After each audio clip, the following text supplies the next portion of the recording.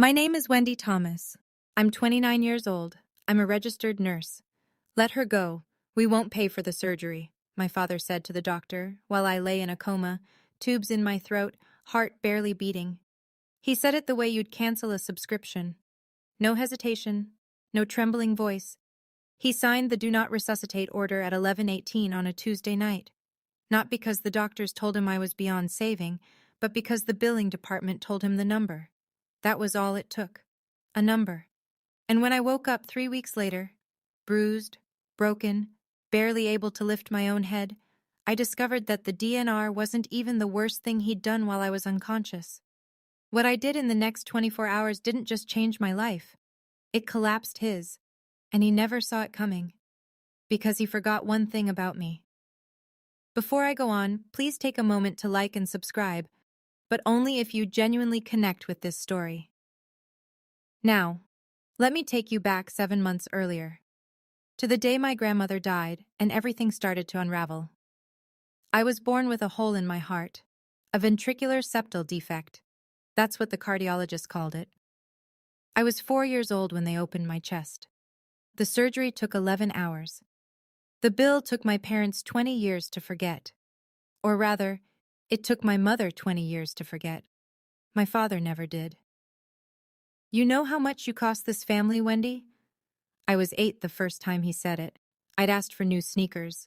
Mine had a crack along the sole and my socks got wet every time it rained.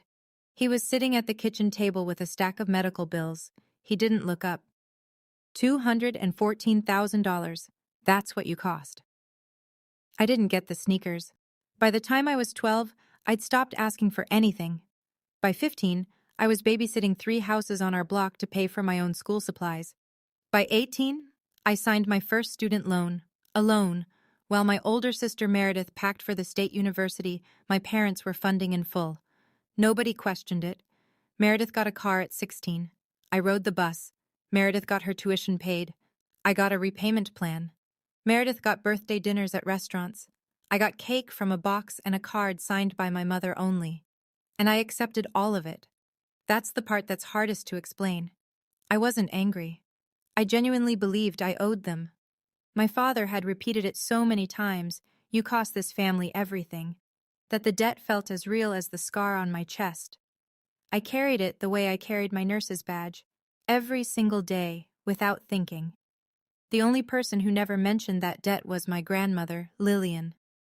Lillian Price lived alone in a small brick house on Elm Street in Norristown, Pennsylvania. 2 bedrooms, 1 bathroom, a porch swing that creaked when the wind blew. She'd lived there for 41 years, raised my mother there, buried my grandfather from there, and kept the garden alive through every winter since. I started visiting her every Saturday when I was 23, fresh out of nursing school, drowning in student debt. I'd drive 40 minutes each way, bring her groceries, check her blood pressure, sit on that porch swing and listen to her talk about nothing and everything. She never once said, "You owe me." She said things like, "Tell me about your week, sweetheart," and, "Did you eat today?" And once, near the end, her hands shaking, her voice barely above a whisper, she said something I didn't understand. "I've taken care of things for you, Wendy. When the time comes, a man named Kessler will find you." I smiled and squeezed her hand. I thought she was confused. She got like that sometimes, or so I believed. She was 84. I assumed it was the medication talking. My father hated that I visited her. "You're wasting gas," he'd say. "She doesn't even remember your name." That was a lie.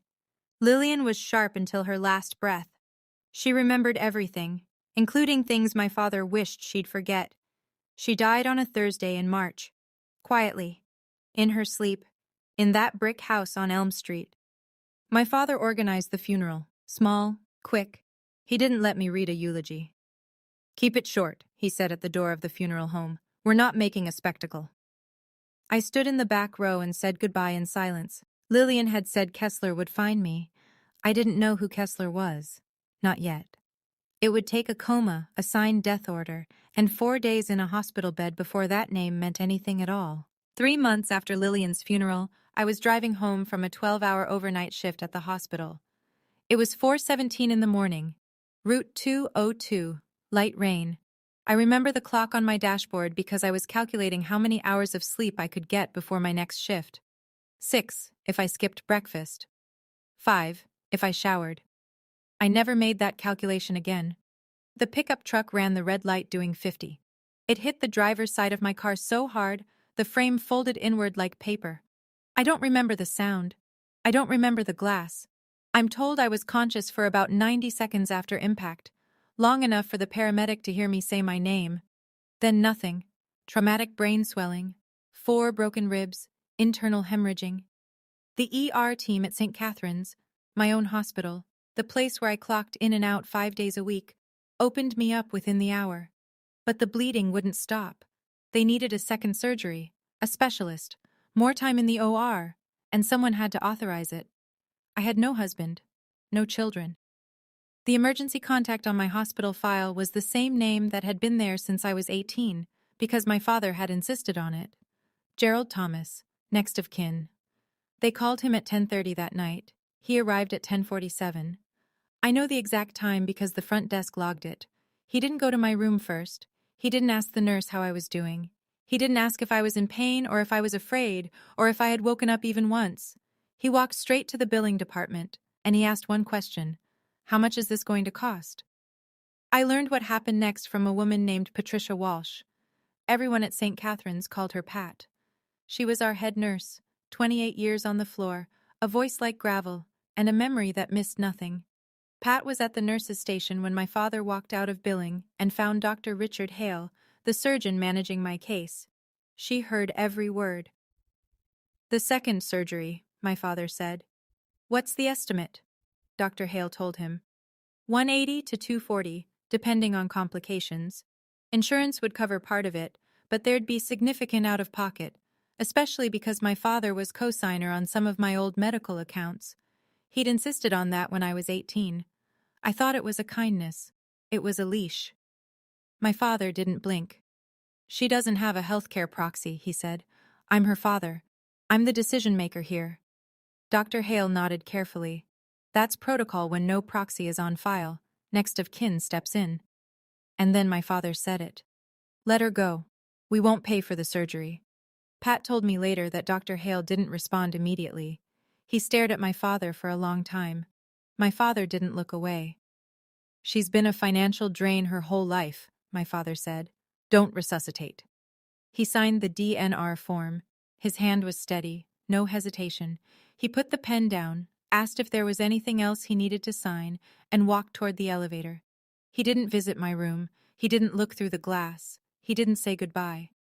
Pat stood behind the station counter, gripping the edge with both hands. She told me her knuckles were white. She told me she wanted to scream. She didn't scream. She did something better. She sat down and opened my employee file. Every nurse at St. Catherine's fills out an emergency packet during onboarding: contact information, insurance, allergies, and a healthcare proxy designation. Most people skip that last section. I didn't. 3 years before that night, I had signed my healthcare proxy over to Deborah Owens. Deborah was my best friend from nursing school. She lived 45 minutes away in Cherry Hill, New Jersey. She was listed clearly on my employee file: name, phone number, relationship. Pat found it in under 2 minutes. She called Deborah at 11:14 p.m. Deborah picked up on the second ring. Pat told her what had happened: the accident, the coma, the surgery that needed authorization, and a father who had just signed an order to let his daughter die. Deborah didn't ask questions. She said, "I'm leaving now." She drove 90 minutes through rain. She walked into St. Catherine's at 12:51 a.m. with her driver's license, a copy of the proxy form she'd kept in her filing cabinet, and hands that were still shaking. She revoked the DNR. She authorized the surgery. Dr. Hale scrubbed in within the hour. My father was already home by then, asleep. He had no idea the DNR had been overturned. As far as he knew, the machines would stop, and the hospital would call him in the morning with the news. Pat didn't call him. Neither did Deborah. Neither did anyone. Instead, Pat did one more thing before her shift ended. She opened an internal incident report, the kind that gets filed when a staff member witnesses a protocol concern. She documented every word my father had said, The timestamps, the DNR signature, and the fact that he had falsely claimed I had no healthcare proxy. She filed it, locked her computer, and sat in the break room alone for 20 minutes. Gerald Thomas went home that night believing his daughter would be dead by morning. He slept soundly. And the next day, he made his second mistake, the one that would cost him everything he owned. My father woke up the next morning expecting a phone call from the hospital. A time of death. Maybe a form to sign. He'd already rehearsed what he'd tell people. I could picture it, the catch in his voice, the hand over his heart. We lost her. The injuries were just too severe. But the call didn't come. Not because anyone told him I was alive. It simply didn't come. And rather than call the hospital himself, rather than drive down and check on his youngest daughter, Gerald Thomas spent that Wednesday morning doing something else entirely. He went to steal my house. Here's what I didn't know at the time, what I wouldn't learn until weeks later. My grandmother Lillian had already transferred the Norristown house into my name before she died. The deed was handled through her personal attorney. It was clean, legal, filed with the county, and my father had no idea it existed. What he did know was that Lillian was gone, the house was sitting empty, and someone was going to claim it, so he made sure that someone was him. He had a power of attorney document. My signature was on it. Except I had never signed it. He'd traced my handwriting from old medical consent forms, the ones he'd made me sign when I was barely 18 and didn't know any better. He brought the forged POA to a notary he knew, a man named Carl who owed him a favor and didn't ask questions. Carl stamped it. Gerald filed the deed transfer at the county recorder's office that afternoon. By Thursday, the house was in his name. By Friday, he'd walked into a bank and taken out a mortgage against it. $280,000. Cash in hand within a week. The money didn't go toward my medical bills. It didn't go into a savings account. It went to pay off gambling debts. Debts that nobody in our family, in our church, in our neighborhood knew existed. He didn't know the house was already in my name. He didn't know how it got there. And he certainly didn't know about the man my grandmother had called Kessler. But here's the thing about forged signatures. They hold up only as long as nobody looks closely. And somebody was about to look very, very closely. I opened my eyes on a Tuesday, 3 weeks after the accident. The light was blue-white, the kind that only exists in hospitals. Too bright, too flat, no warmth in it. I knew that light. I'd worked under it for 6 years. But I'd never been on this side of it before. My throat was raw. The breathing tube had been removed, but I could still feel where it had been, like a bruise inside my chest. My ribs ached when I inhaled. My left arm was in a soft cast. Everything was heavy. Even blinking took effort. The first face I saw was Pat's. Not my father's, not my sister's. Pat. She was standing by the window with her arms crossed, watching my monitors. When she saw my eyes open, she didn't gasp or rush over.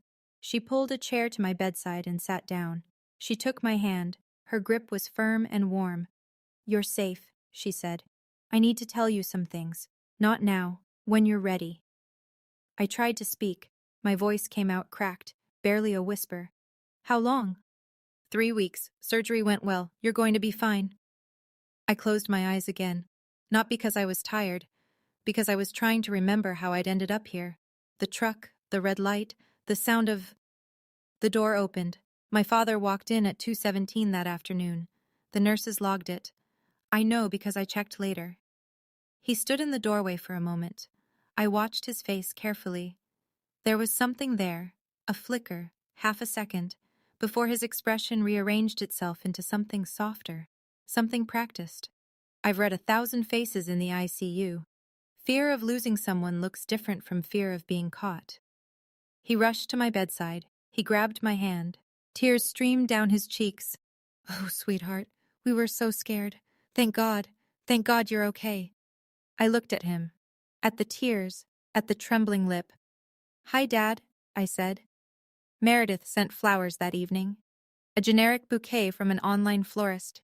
She didn't come. 2 days later, I could sit up on my own. Pat waited until the afternoon shift change, when the hallway was quiet and the door could stay closed without anyone asking why. She pulled the same chair to my bed. She didn't sit down right away. She stood there for a moment, looking at me like she was trying to decide where to begin. Just say it, Pat. She sat. The night of your accident, your father came to the hospital. I know. He told me he was here every day. He wasn't. He came once. That night, he spoke to Dr. Hale. He asked about the cost of your surgery. I didn't interrupt. I kept my hands still on the blanket. He told Dr. Hale you had no healthcare proxy. He said he was the sole decision maker, and then he signed a do not resuscitate order. The room was quiet. The monitor beeped. I counted 3 beeps before I spoke. He signed a DNR. Yes. On me. Yes. What did he say, exactly? Pat looked at me steady. Let her go. We won't pay for the surgery. She's been a financial drain her whole life. I closed my eyes. Not because I was surprised, because I finally had the words for something I'd felt my entire life, the shape of a truth I'd always known, but never heard spoken aloud. I was a line item, a cost, a number on a bill that never stopped growing. I opened my eyes. How am I alive? I found your proxy in your employee file, Deborah Owens. I called her. She drove here in the middle of the night and authorized the surgery. Is it on record, what he did? Incident report, filed and time-stamped, his exact words. I stared at the ceiling for a long time. Then I looked at Pat. Get me my phone. She reached into the drawer of my bedside table and handed it to me. I powered it on. 32 missed calls from my father. 11 from Meredith. I scrolled past all of them. I opened my contacts and found a name I hadn't called in months. A name my grandmother had given me, Kessler. The phone rang twice. This is Donald Kessler. The voice was calm, measured. The kind of voice that has read 10,000 documents and is surprised by none of them. Mr. Kessler, my name is Wendy Thomas. I think my grandmother... Miss Thomas. He cut me off gently. I've been trying to reach you for 4 months. I gripped the phone tighter. My ribs protested. I didn't care. He explained. Lillian Price had come to his office 2 years before she died. She sat across from his desk, sharp-eyed and clear-headed, and told him she wanted to make a will.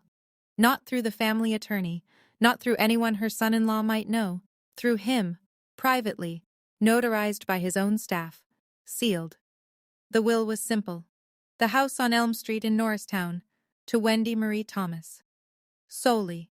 A trust account containing $85,000. To Wendy Marie Thomas. Solely. No other names. No conditions. It was probated 5 months ago, Kessler said. The court confirmed it. The deed transfer to your name was filed and recorded. I sent certified letters to your address. They were returned. I called your listed phone number. Someone told me you'd moved out of state and didn't want to be contacted. My father. That was my father's voice on the line, telling Kessler I was gone. I'm in the hospital, Mr. Kessler. I was in a car accident. I've been in a coma for 3 weeks. A pause. I'm sorry to hear that, Miss Thomas. The house, I said. Is it still in my name? A longer pause. Let me pull the current deed records. I'll call you back within the hour. I hung up and set the phone on my chest. Pat was still in the room, standing by the door. Your grandmother told me you'd call, Kessler had said before we hung up. She said, Wendy always comes through, just give her time. 1 hour. That's all it took for Donald Kessler to discover what my father had done, and for my plan to begin. The phone rang 53 minutes later. Kessler's voice was different now, still measured, but there was an edge beneath it, the controlled tension of a man who has just read something he wasn't expecting. Miss Thomas, the deed to your grandmother's property was transferred out of your name 3 weeks ago. I stared at the IV drip on my arm, counted the drops. 1, 2, 3. Transferred to whom? Gerald Thomas, your father, using a power of attorney. I never signed a power of attorney, Mr. Kessler. I know you didn't, because I have the original deed transfer from probate, your name, notarized by my office. No POA was ever authorized by you or recorded through my firm. So it's forged. That is my assessment, yes. And there's more. I ran a lien search on the property. A mortgage was recorded against it 6 days ago. $280,000. The number sat in the room like a third person. I could hear Kessler breathing on the other end, waiting. He leveraged the house, I said. He did. I reached for the pen on my bedside table. My hand wasn't shaking. I don't know why. Maybe because none of this was surprising. Maybe because I'd spent 29 years learning exactly who my father was, and this was simply the final lesson. I wrote down every number Kessler gave me. The mortgage amount, the recording date, the lien holder, the notary's stamp number. Miss Thomas, do you want to press charges? Not yet. I want to see how deep this goes first. There's one more thing, Kessler said. Your grandmother left you a letter, sealed. She asked me to deliver it to you in person, only to you. I set the pen down. When can you come to the hospital? Tomorrow morning, 9 o'clock. I'll be here. I hung up, wrote the last number down. Then I turned to Pat, who had been standing silently by the window the entire time. Pat, I said, what time did my father sign the DNR? 11:18 p.m. I wrote that down too.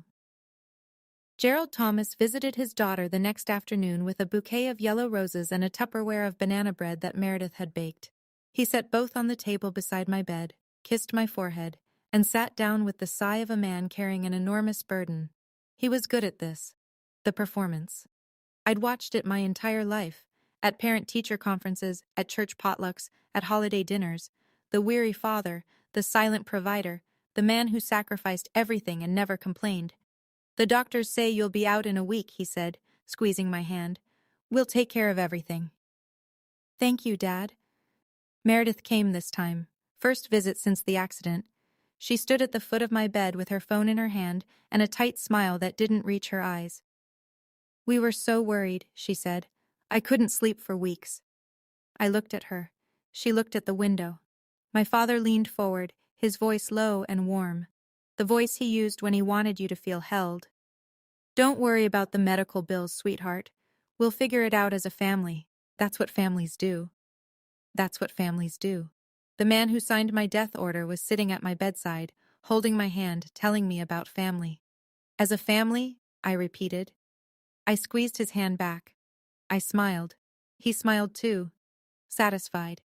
He thought the script was working. They stayed for 40 minutes. Gerald talked about the weather, the Phillies, a leak he'd fixed for a client on Saturday. Meredith checked her phone 11 times. Then they left. I watched the door close behind them. I sat still for 10 seconds. The room was silent. Then I picked up my phone and called Kessler. Mr. Kessler, when can you come? Bring the letter.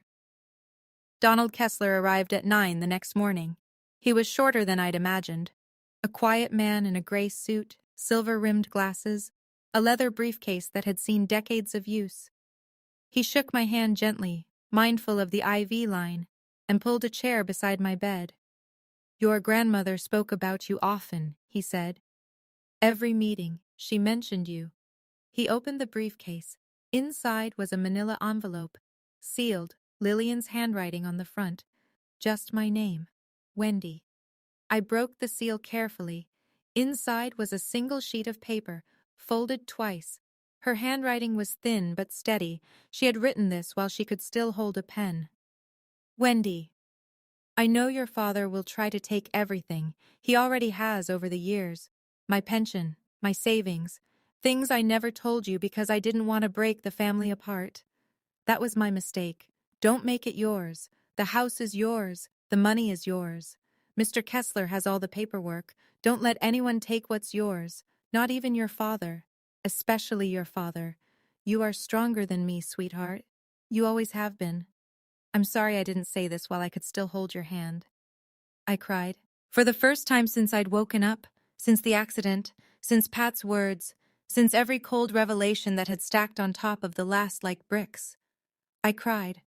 Not because I was weak, because my grandmother had seen me. All of me. And she had planned for this moment the way she planned everything. Quietly, carefully, with love that didn't need applause. Kessler waited. He set a thick folder on the blanket beside me when I was ready. The original will, the probate records, the deed transfer in my name, and the lien search showing my father's mortgage. "You have everything you need," he said. "What do you want to do?" I wiped my face, sat up straighter, my ribs screamed, I didn't care.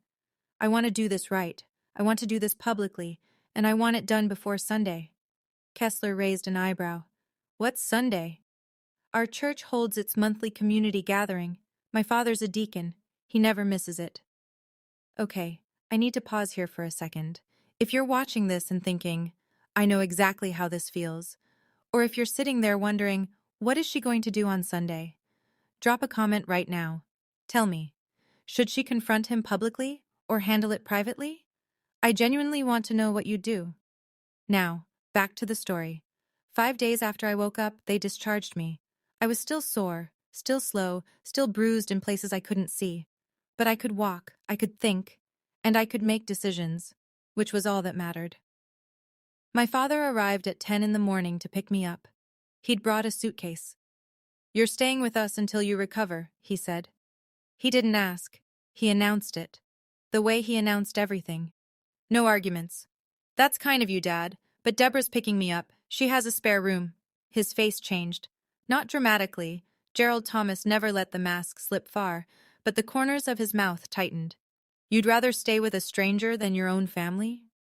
"She's not a stranger. She's been my emergency contact for 3 years." Something moved behind his eyes. A calculation. But it didn't land. He didn't connect it to the proxy. Not yet. "Fine," he said. He picked up the suitcase he'd brought and walked out without saying goodbye. That evening, Meredith texted, "Dad's upset. You're being ungrateful, after everything he's been through." I read it. I set my phone down. I didn't respond. At Deborah's apartment, I sat at her kitchen table and called Kessler. We went over the timeline. He confirmed the filings. Court motion to void the fraudulent deed, police report for forgery, notification to the mortgage lender about the disputed title, everything ready, everything in order. "Sunday," I said. "Sunday," he agreed. That night, my father called. I almost didn't answer, but I needed to hear it. "By the way," he said, his tone casual, almost rehearsed. "Grandma Lillian's house. I've been handling the estate stuff. Don't worry about it. I'll explain when you're feeling better." He was testing me, checking the perimeter, seeing if I knew. "Okay, Dad," I said. "Thanks for taking care of it."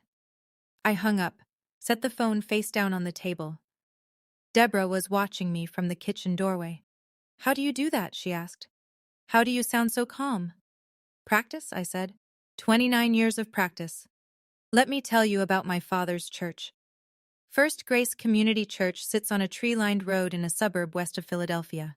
White steeple, red brick, parking lot that fills up every Sunday by 9:45. About 120 people attend weekly. Families, retirees, small business owners, teachers. The kind of congregation where everyone knows your name, your kids' names, and what you brought to the last potluck. Gerald Thomas had been a deacon there for 15 years. He ushered at the door. He read scripture from the lectern. He organized the men's breakfast. He shook every hand in the room after the service, looked people in the eye, asked about their kids. When the church needed a new roof, Gerald led the fundraising campaign. When someone's furnace broke in January, Gerald fixed it for free and wouldn't take $1. Pastor David mentioned him in sermons. A man of faith and sacrifice. That was the phrase.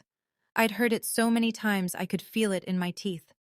Every first Sunday of the month, the church held a community potluck gathering in the fellowship hall. Folding tables, casserole dishes, paper plates, a standing microphone near the front where people shared blessings and prayer requests. Gerald always spoke. He always talked about gratitude, about family, about what it meant to give without expecting anything in return. 120 people believed every word. This coming Sunday was the first Sunday of the month. I called Kessler on Saturday evening. "Can you be there at noon?" "I'll be there at 11:30. I hung up and sat on Deborah's couch. My ribs still ached when I breathed too deeply. The bruises on my forearms had faded from purple to yellow. I could walk without wincing now, slowly but upright. I wasn't planning a scene. I was planning a conversation, but when 120 people are in the room, every conversation becomes a stage. Sunday morning, 7 a.m. I woke up before the alarm.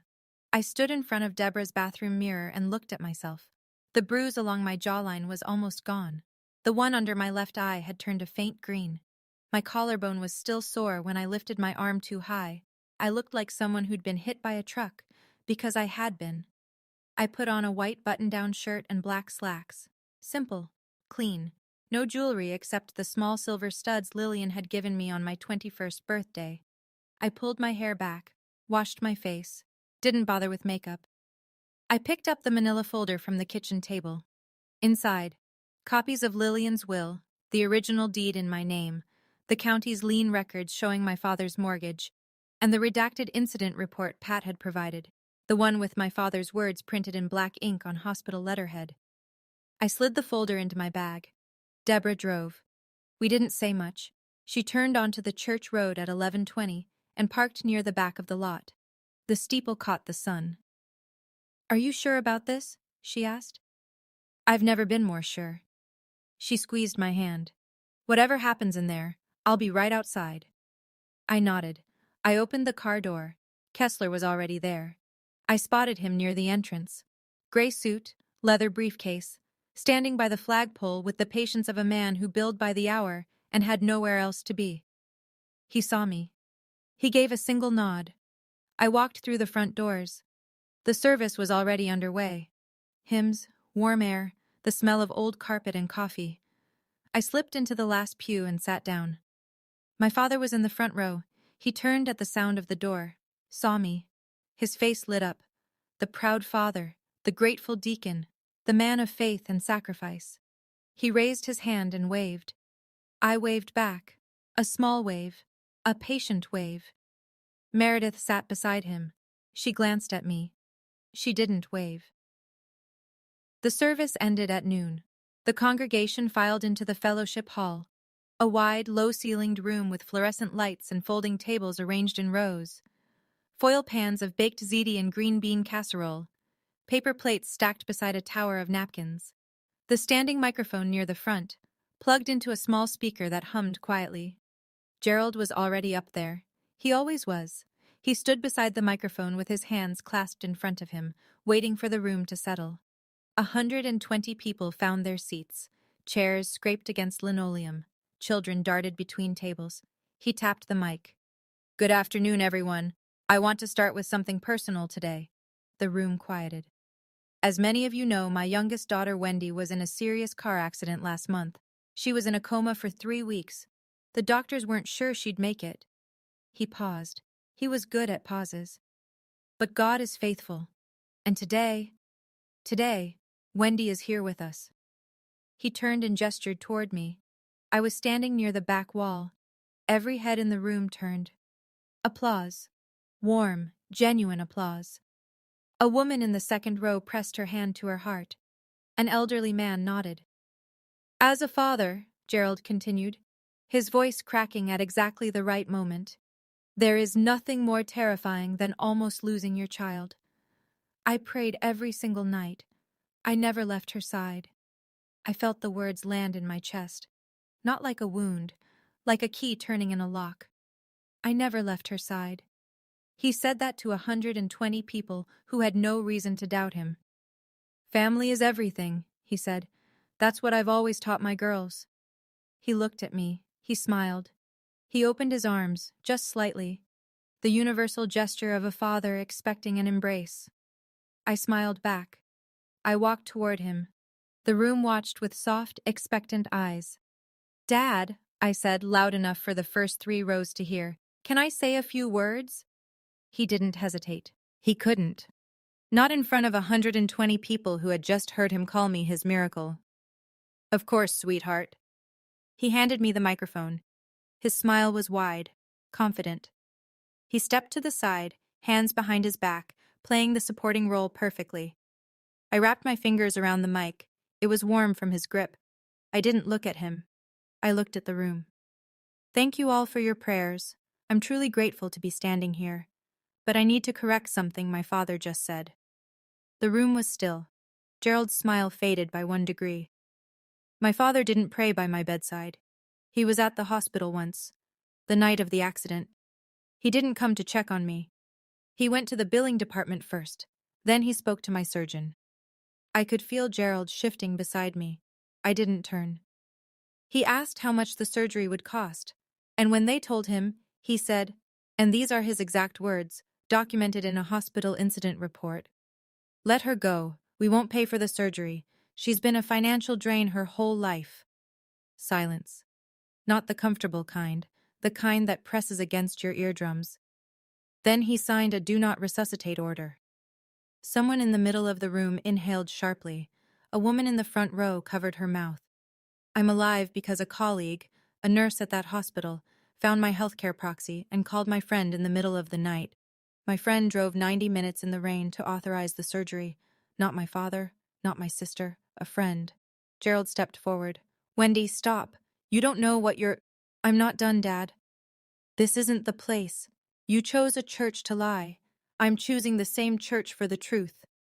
You're confused. The medication I have the hospital records right here." The room didn't move. Nobody reached for their water. Nobody checked their phone. 120 people were holding their breath. Gerald stopped talking. The side door of the fellowship hall opened. Donald Kessler walked in. Gray suit, leather briefcase, unhurried. He didn't look around the room for a seat. He walked directly to the front, set his briefcase on the nearest folding table, and stood beside me with the quiet authority of a man who'd done this 1,000 times. My father saw him. And for the first time in my life, the first time I can ever remember, I watched Gerald Thomas look genuinely afraid. Not angry, not offended, afraid. "This is Mr. Donald Kessler," I said into the microphone. He was my grandmother Lillian's attorney. A murmur passed through the room. Lillian's name still meant something here. She'd attended this church for 30 years. My grandmother left me her house and her savings in a will, notarized, probated by the court 5 months ago. I paused to let that settle. My father knew nothing about it, because my grandmother didn't trust him with it. Gerald opened his mouth, closed it. "While I was in a coma," I continued, "my father forged my signature on a power of attorney. He transferred the house into his name, and he took out a $280,000 mortgage against it." I heard a gasp. Then a dish hit the floor somewhere near the back tables. Someone's hand had gone slack. A fork clattered on linoleum. Gerald's voice came out louder now, strained. "That's a lie. Eleanor left that house to the family, not just you." Kessler opened his briefcase. He lifted a single document, the original will, and held it so the people in the front rows could see the notary seal. "I have the original will right here, Mr. Thomas." His voice was even, almost gentle. "Solely to Wendy Marie Thomas. Your name does not appear anywhere in this document." Gerald looked at Meredith. Meredith was staring at the floor. I lowered the microphone for a moment and spoke directly to my father, not whispering, not shouting, just speaking. "I'm not here to humiliate you, Dad. I'm here because you tried to let me die. And when that didn't work, you robbed me. I know. This is a lot. If this story is hitting you hard, you're not alone. Thousands of people have commented on stories like this one. If you haven't subscribed yet, now's the moment. Hit that subscribe button so you don't miss how this ends. And tell me in the comments, what would you have said to Gerald right there in front of everyone? Okay, let's keep going." Gerald turned to the room. His jaw was set. His eyes were scanning, looking for an ally, a friendly face, anyone who might still be on his side. "She's on heavy medication," he said. His voice was tight but controlled. "She doesn't know what she's saying. This is a private family matter." Nobody answered. The room was a wall of folded arms and unblinking eyes. Then a voice from the back row, a man I didn't recognize. "Then why is there a lawyer here, Gerald?" Gerald didn't answer. His eyes moved to Pastor David, who stood near the coffee table with his hands in his pockets. "Gerald," the pastor said quietly, "I think we should all hear this out." Gerald shifted. He changed tactics, the way he always did when authority failed. He softened, dropped his shoulders, let his voice break. I've sacrificed everything for this family. Wendy's medical bills nearly bankrupted us when she was a child. I did what I thought was best. I didn't raise the microphone. I just spoke from where I stood, clearly, the way you speak to a patient who's avoiding the truth. You did what was cheapest, Dad. There's a difference. You have no idea the pressure I've been under, the debts, the... He stopped. He realized what he'd almost said. His mouth closed like a door. Meredith stood up from her chair. Her face was white. Dad, stop talking. Gerald grabbed her arm. Tell them, Meredith. Tell them I was trying to protect the family. Meredith pulled free. She looked at me, then at the floor, then at the exit. I can't do this, she said. She walked toward the door, and as she passed me, close enough that only I could hear, she whispered 6 words that I'll carry for the rest of my life. I should have called Deborah myself. Then she was gone. I watched the door close behind my sister. The room was still watching me. I turned back to the congregation. I'm not telling you this to destroy my father. I'm telling you this because for 15 years, he has stood at this microphone and told you who he is. I think you deserve to know the truth. Then I turned to Gerald. He was standing with his back almost against the wall now. His hands were at his sides. The confident deacon who'd opened this gathering was gone. In his place was a man who looked smaller than I'd ever seen him. Dad, here's what's going to happen. My voice was steady. I didn't need the microphone for this part. The room was silent enough to hear a page turn. Mr. Kessler filed a motion with the county court yesterday to void the deed transfer because it's based on a forged power of attorney that I never signed. Gerald's jaw tightened.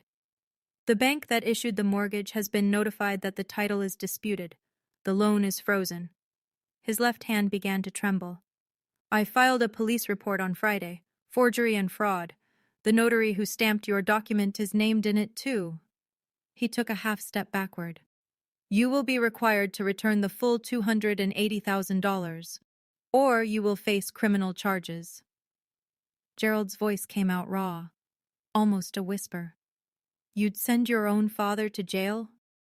I looked at him. Straight on. No flinch. You signed a paper to let your own daughter die. The fellowship hall held its breath. A child somewhere near the back asked their mother a question and was quickly shushed. I'm not sending you anywhere, Dad. I'm giving you a chance to make it right. That's more than you gave me. Kessler closed his briefcase with a soft click. The filings are already with the court, Mr. Thomas. This isn't a negotiation. Gerald looked around the room one last time. I watched him do it. The slow rotation, face by face. These were people he'd known for years. Jim Callahan, whose pipes he'd fixed every winter. Susan Merritt, who brought him coffee after every sermon. Robert Dill, the other deacon, who had stood beside him at every fundraiser for a decade. They all looked back at him. None of them looked away, and none of them moved toward him. Gerald sat down, not in a chair, on the nearest folding table. He put his face in his hands. Robert walked over. He put a hand on Gerald's shoulder, firm, not tender. Gerald, I think you should leave.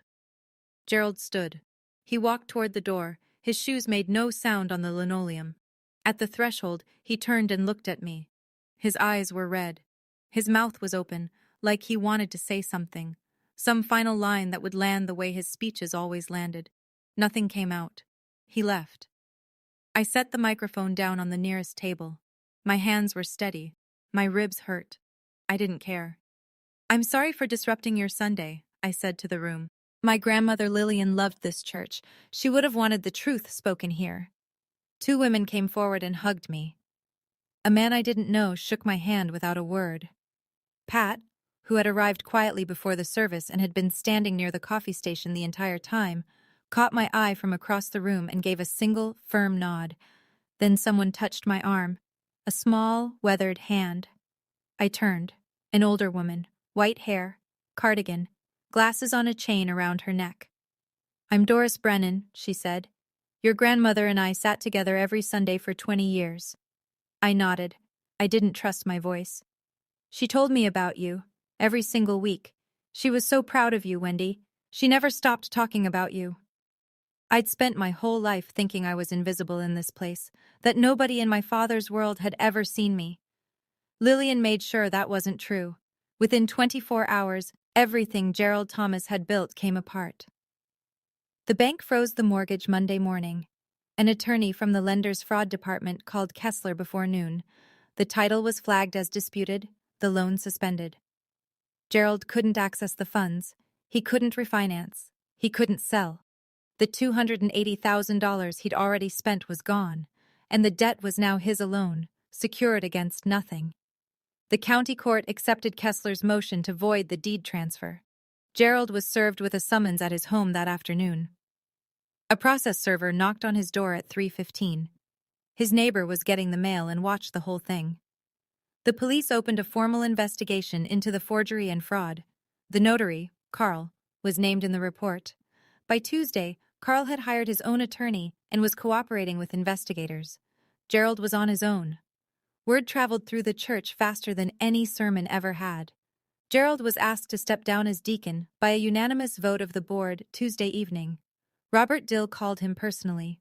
Gerald didn't argue. He didn't show up to the meeting. His plumbing clients started canceling. 3 on Monday, 5 more by Wednesday. Most of them were church members. One of them, Jim Callahan, texted him a single sentence: "Don't come to my house again." Gerald called me at 10 that night. I answered. "You destroyed me," he said. His voice was flat, emptied out. "No, Dad. You destroyed yourself. I just stopped covering for you." He hung up. He called Meredith next. She didn't pick up. One more thing surfaced that week. Kessler found it during a routine check of my records. 3 years earlier, Gerald had changed the beneficiary on my life insurance policy, from Deborah to himself. My signature was on the form. I never signed it. He had a plan for every version of my death, and none of them included saving me. Meredith called 3 days later. I was sitting on Deborah's couch, a heating pad across my ribs, a cup of tea going cold on the table.